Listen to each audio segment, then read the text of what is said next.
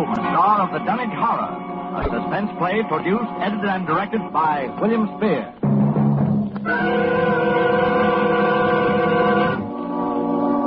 Come in, Dunwich, Massachusetts. Come in, Dunwich. Good evening. This is Henry Armitage. I'm speaking to you... Dr. Rice, please close the window. I'm speaking to you from my laboratory on the slopes of Sentinel Hill near Dunwich, Massachusetts. Present with me is Dr. Warren Rice, my distinguished colleague from Miskatonic University.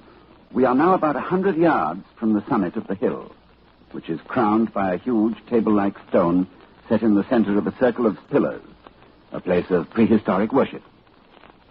A moment ago, you may have heard the dogs of Dunwich Township barking, as we have heard them 3 days and 3 nights. Dr. Rice and I know the horror which their barking portends, but the purpose of this broadcast is to make this unbelievable horror believable to you. I hope for your sakes and ours we are successful tonight. It is the eve of All Hallows. Tomorrow will be too late.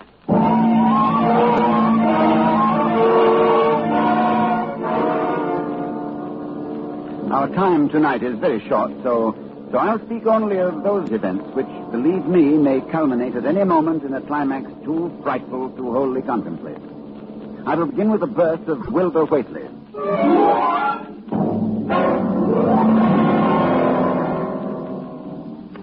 It was the night of February the 2nd, 1921. Candlemas. Toward dawn, when Lavinia Whitley, a deformed albino woman about 35 years old, gave birth to her dark, gawkish-looking son in the crumbling Whateley farmhouse northeast of the village. No one attended her. No doctor or midwife. No one was with her, except her aged, half-insane father, who was known as Wizard Whitley. So Wilbur came into this world under heaven knows what incantations, what appeals to what power. A week later, Wizard Whitley drove his sleigh into Dunwich village and reported the event to a group of loungers in Osborne's general store. Hey, your grandson got yellow hair like Lavinia, Wizard? No, takes after his father more. He's dark. You never spoke of who his father might be now, did you? Oh, you'll know his father when the time comes. Oh, Lavinia's read and seen some things the most of you only talk about. Calculate her husband's as good as you can find this side of Aylesbury. Well, we don't be nosy, Wizard. Maybe it was in no church that none of you heard of. But you wouldn't ask no better church wedding than Lavinia's. Well, I didn't hear tell of no wedding, Wizard. When was that? Oh, not a wedding you'd hear of, Corey. Not a husband, neither. But let me tell you something. Someday you folks will hear a child of Lavinia's calling its father's name on top of Sentinel Hill.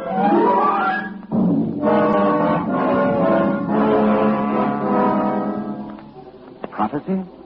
Or idle boasting by an insane old man? Now, I know I ask a great deal when I ask you to believe that the arrival of an infant into that house of dire poverty and squalor could possibly constitute a horror and a threat to all our known world. Yet it has an earthly history. Perhaps through this history you will be able to give it credence. Wilbur Whitley's growth was uncanny. But even if he had been an average child, he would have become, in time, an unnatural being, for he was surrounded from the first by the most malign influence. There was his grandfather, old Whateley, Wizard Whitley, who each Halloween climbed Sentinel Hill to the great circle of stone, and while the hills shook, stood holding a great book open on his arms and shrieked into the wind.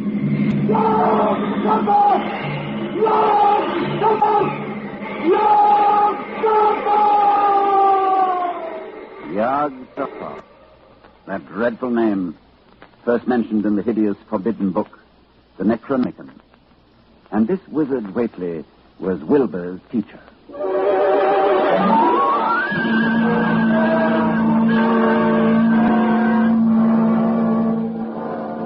The villagers began to notice curious things going on at the Whateley farmhouse. Soon after Wilbur was born, old Whateley began to remodel the house. The abandoned upper story was restored, and all the windows were tightly boarded up. And then Wizard began to buy cattle in large numbers, both horses and cows.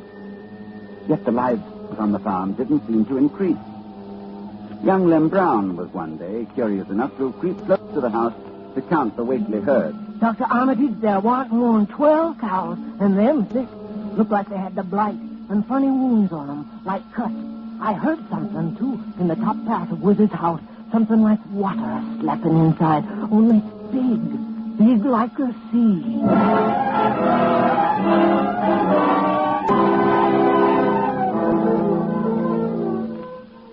One other person went to the Whateley farm in the years before I met Wilbur. Dr. Ken Houghton of Aylesbury, who was called by Wilbur himself, who said that his grandfather was dying. Dr. Houghton found the old man in a bedroom on the ground floor, and Wilbur with him. While outside the window, a legion of whippoorwills cried loudly and rhythmically, endlessly. Wilbur spoke about the sound. Listen, they whistle inside with his breathing now. They're ready. Listen, Doctor.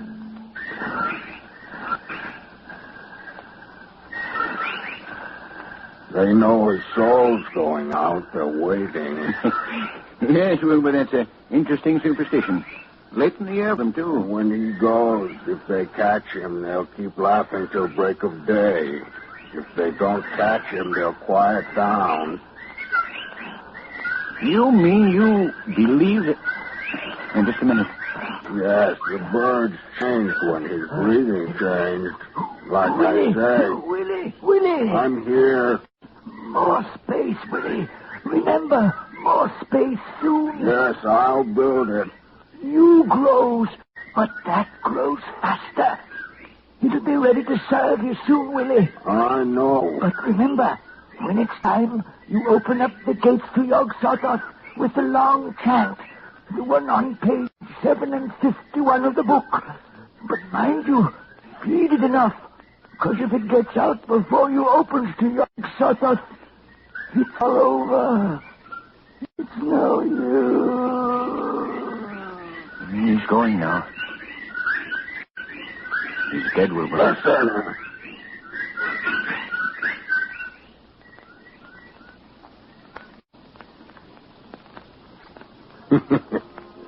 The bird.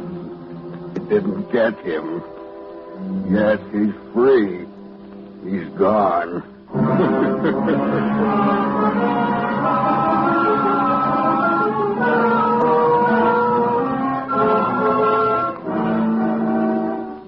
It was the winter following Wizard Whitley's death that I first met Wilbur.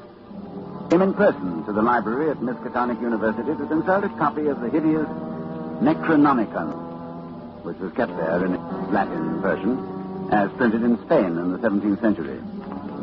I tell you, when he came into my office, I was appalled at his appearance. 8 feet tall, shabby, dirty, bearded.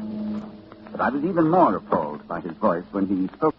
I wrote you a letter a month past, Doctor. I wanted a loan of the book. Well, that's a book that's never loaned from this library. I doubt if it is from any library. Well, I have to see it then. Oh, very well. It's kept right here. As you know, there are only 3 copies of this book in existence. That's why we're careful. Here, you can look at it on this table. Wizard said it would be on page 751. What? What is it you're looking for? The formula, the long chant, the one that opens the gate to Yog-Sothoth.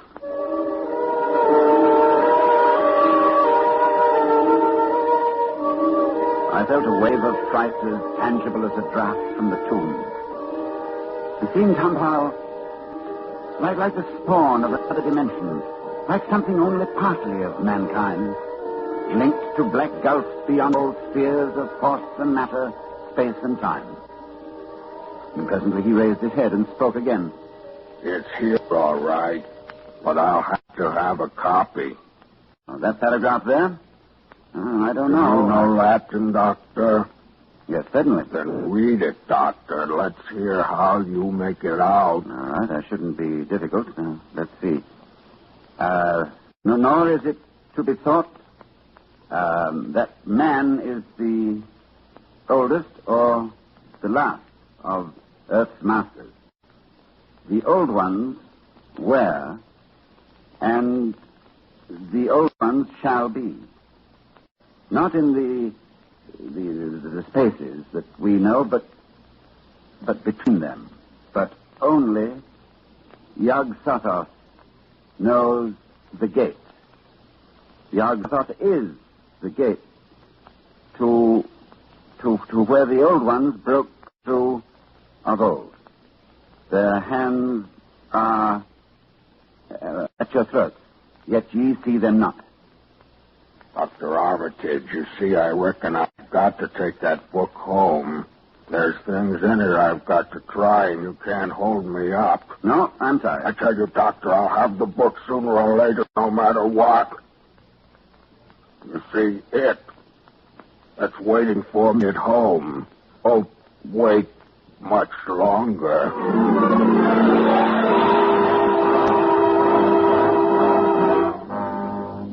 It was a week later that I was awakened suddenly by the fierce yelping of the watchguard on the campus, followed by a sound from a wholly different throat, a scream. And I knew instantly that Wilbur had come back for the Necronomicon. I hastened into my clothes and rushed across to the library where a crowd had gathered before the smashed window of my office. Inside, there was a fearful groaning and growling, and some instinct warned me. What was taking place there was not for unfortified eyes to see. I brushed back the crowd, motioning only to Professor Rice to come in with me. When we opened the study door, Professor Rice screamed. No, Dr. Armitage, no, I can't. Come, close the door. We can't let them see. He's alive, but Lord, what a job that guard's done. Torn him to bits. Oh, it's a horrible sound, that moaning. Suppose we ought to call the doctor? A doctor? A doctor for that? No doctor in the world would know what to do for that.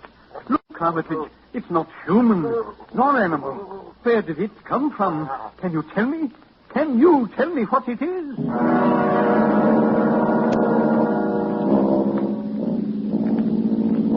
No, I couldn't tell what Wilbur Whitley was. The thing that lay half bent on its side in a pool of greenish-yellow stickiness was 9 feet tall. The dogs had torn off all the clothing and some of the skin. It was partly human, beyond a doubt, with very man-like hands and head, but the torso and lower parts of the body were fabulous. With chest had the leathery hide of a crocodile or alligator. But below the waistline, the skin was covered with coarse black fur. And from the abdomen, long greenish-gray tentacles. Now, the limbs terminated in ridgy veined pads that were neither hooves nor claws. And as Dr. Rice and I stood staring at this presence, the whippoorwills began to cry in unison outside the study window. And then the thing on the floor roused and mumbled. God.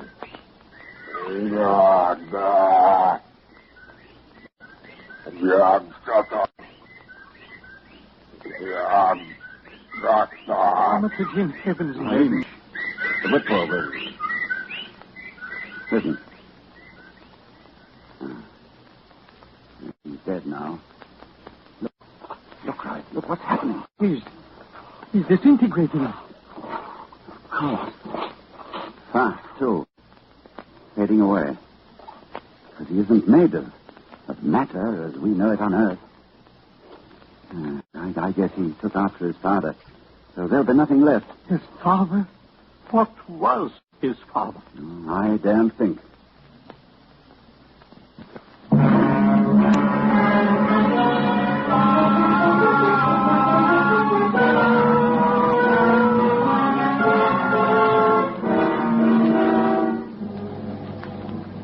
I thought then that what came into our world with Wilbur Whitley left with him. I forgot what he himself had told me of it, which was waiting in the sealed house Wizard Whitley had built, where the cattle were driven to disappear. But Wilbur Whitley left a diary, written in a strange alphabet resembling Sanskrit. And I worked off and on for weeks to decipher it. And finally, I read the following passage written by Wilbur when he was no more than 8 years old.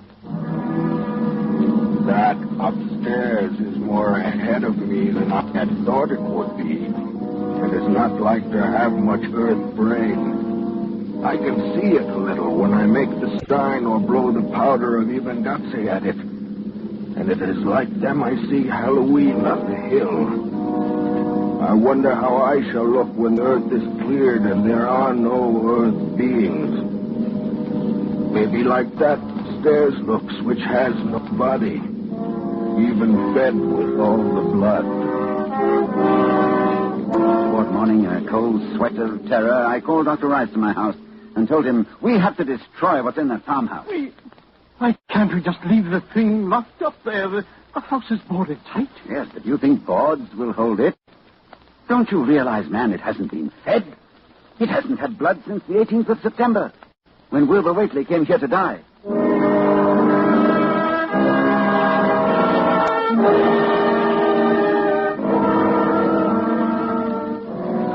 We left for Dunwich that night, and we've been here on Sentinel Hill ever since, working desperately to discover the formula in time. But a week ago tonight, shortly after dawn... Yeah, hello? Dr. Armitage, this is Lem Brown. I was just up beyond the glen, Doctor, looking for cows I lost last night. Yes, Lem? Well, Doctor, something's been there. Smells like thunder, and there's prints in the road. Great round prints, big as barrel heads, like a elephant has been along. Anything else, Lem? That's all I see. Except bushes and trees pushed back from the road, like a house was drug along. Oh. Did you hear anything? Yes, long toward morning, I heard a sound over toward Whateley's place, a kind of ripping or tearing of wood, like a big box was being opened up. Chancey, you heard it too. Lem, who lives nearest the Whateley farm? Why, that'd be Elmer Fry's place. Oh, he's on this line too, isn't he? Hang on and I'll ring him.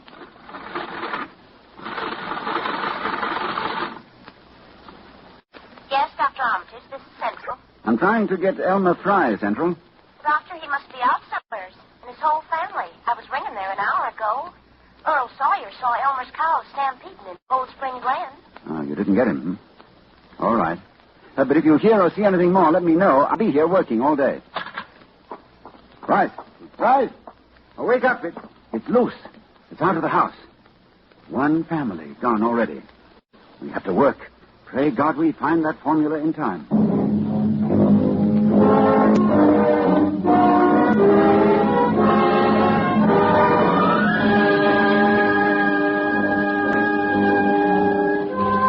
A week since it broke loose. A week of terror and panic here in Dunwich Township. Each night it moves about the countryside, leaving the trees crushed in a 30-foot swathe, as though by a moving mountain, leaving its monstrous tracks and a trail of tarry thickness, leaving crushed and gutted farmhouses and whole herds of cattle drained of blood. Well, ladies and gentlemen, that is the story to this moment. And tonight is Halloween. Tonight we are here to... Oh, just one moment, please. Dr. Rice, did you hear something? With the window closed, no. Well, throw it open. I thought so. Listen. The sound from 1,000 bending trees. A sound like the sea moving across a forest. Yes, it's coming here, of course. All Hallows, it comes to Sentinel Hill. Dr. Rice, I'll try the formula and the powder from the altar stone. I want you to stay here at the microphone and report what you see. Very well, Dr. Armitage. Oh, wait a minute before I go. To any scientists who may be listening to me, if I fail, there is a possible alternative formula in Falconer's Mystical Formulae of the Middle Ages on page 24. Well, there are the whippoorwills. I better get out there. Take over, Dr. Rice. Yes, I'll do as well as I can, Armitage. Good luck.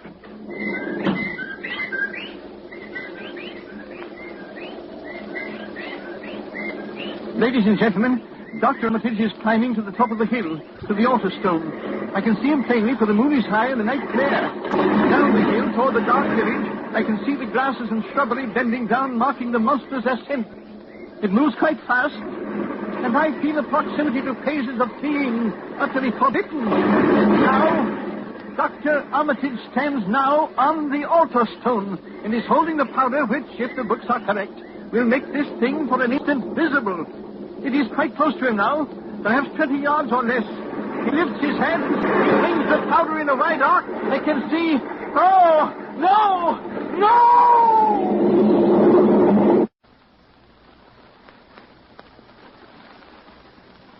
Dr. Rice, come in, Dunwich. Ladies and gentlemen, this is your suspense announcer. Due to condition... Oh, just a moment, please.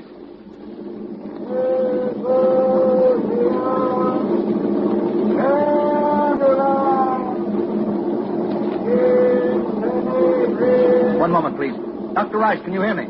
Yes, I can hear you. Yes, for a moment I was overcome when I saw...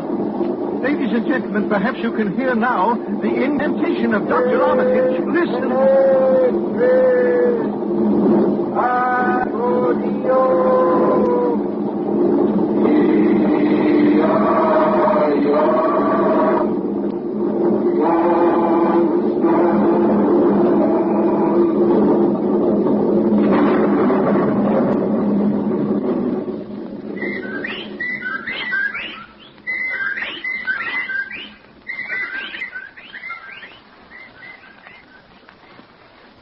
The whippoorwills mean death. And Dr. Armitage is walking back here now. So we know that whatever it was, it is gone. It is dead. We can be thankful indeed. You see, I saw Dr. Armitage. Yes. Did you see it, Dr. Rice? I saw it, Lord, yes. What did it look like to you? It looked Here.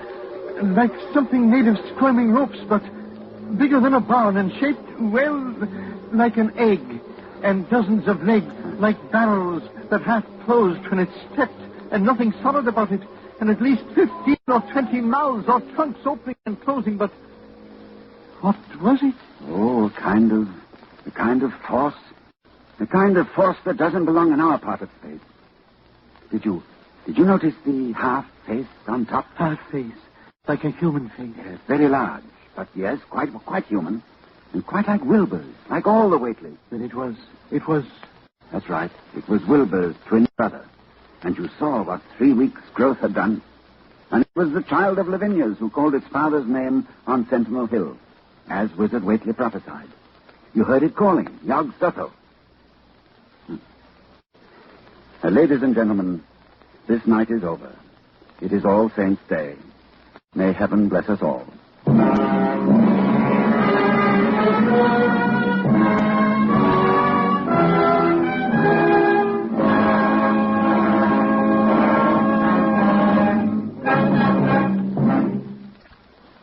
The Dunwich Horror, with Ronald Colman as your star of Suspense.